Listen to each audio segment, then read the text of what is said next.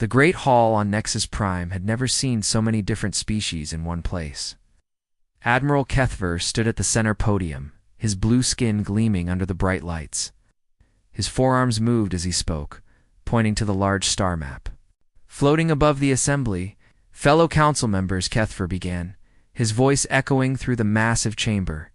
We face a new threat from the Outer Rim. These creatures call themselves humans, and they come from a small world they name Earth.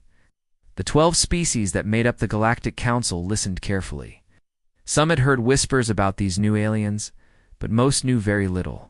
The Chronari delegate, a tall being with gray skin and large black eyes, leaned forward in his seat. What makes these humans so dangerous? Asked Commander Vextel, the most respected military leader among the Chronari. Surely they cannot match our combined fleets. Kethver touched a control pad, and the star map changed. Red dots appeared across several star systems.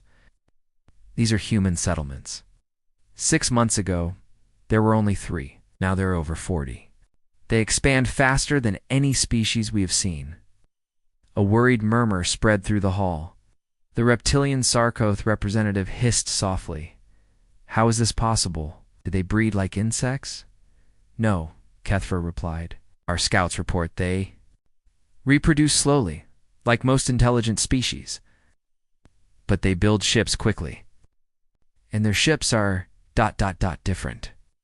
The star map zoomed in on one system. A recording began to play, showing grainy images of human vessels. The ships looked strange compared to the smooth, curved designs favored by most galactic civilizations. These human ships had hard angles and looked more like weapons than transport vessels. They do not follow proper first contact procedures, Kethver continued. When our patrol ships approach their vessels, the humans do not surrender or request permission to enter our space. They simply state their business and continue on their path. This caused an uproar among the council members. For thousands of years, new species had always shown proper respect when meeting the established galactic powers. They would ask for permission, offer tribute, and accept guidance from their betters. This is unacceptable, declared the insectoid, Zephyrian Prime Minister.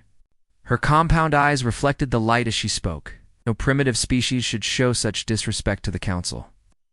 Vextel stood up, his imposing figure commanding attention. What do we know about their military capabilities? Kethver hesitated. For a moment, our information is limited. They seem to use projectile weapons instead of energy beams. Their ships appear heavily armored. But they are still just one young species against the combined might of the galaxy. The council members looked at each other. Some seemed worried, others appeared angry at human arrogance. The ethereal delegate, a being of pure energy contained in a mechanical suit, spoke in a voice like wind chimes. Perhaps we should attempt diplomatic contact first. Diplomacy requires 2 willing parties, Vextel responded firmly. These humans have shown no interest in following galactic law. They take what they want and ignore our territorial claims. Kethver nodded in agreement. 3 of our mining colonies have reported human ships scanning their operations. When challenged, the humans claimed the systems were unclaimed territory. They refused to acknowledge our ancient rights to those regions. The debate continued for hours. Some delegates wanted to try peaceful contact, but most agreed that the humans needed to learn their place in the galactic order. Finally, a vote was called. The result was unanimous. The Galactic Council would send a combined fleet to intercept the human expansion and force them to accept proper terms of surrender. Vextel was chosen to command the operation. He had successfully brought 17 different species into the galactic community over his long career. Most had surrendered immediately when faced with overwhelming force. Those few who resisted had been quickly defeated. I will assemble a fleet of 800 ships, Vexel announced. Representatives from each of our 12 species will participate. Humans will see the true power of our united civilizations. The plan was simple and had worked countless times before. The massive fleet would intercept human ships near the contested Kepler system. They would demonstrate their overwhelming numbers and advanced technology. The humans would realize resistance was hopeless and agree to accept galactic authority. Meanwhile, Far from Nexus Prime, Captain Jake Morrison stood on the bridge of the USS Liberty. The ship was humanity's newest and most advanced vessel, though he did not know it would soon face the largest military force in galactic history. Jake was a career military officer who had worked his way up through the ranks. He had short brown hair, steady blue eyes, and the calm demeanor that came from years of command experience. His crew respected him because he always put their safety first while completing every mission successfully. Captain called out communications officer Amy Johnson from her station. We're receiving routine updates from Earth Command. All colonies report normal status. Amy was young, but highly skilled. She had joined the space service straight from technical college and quickly proved herself capable of handling the most complex communication systems. Her red hair was always pulled back in a regulation ponytail, and her green eyes missed nothing on her displays. "Thank you, Amy," Jake replied.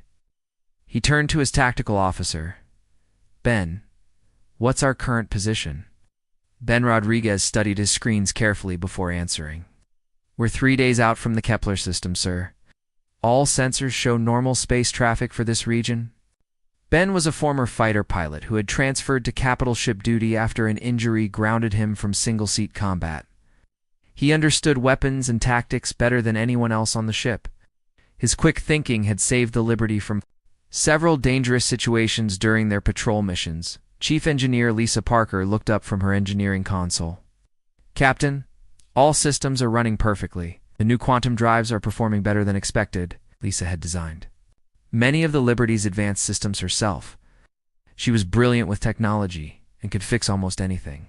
Her short blonde hair and small frame were deceiving because she was probably the strongest person on the ship.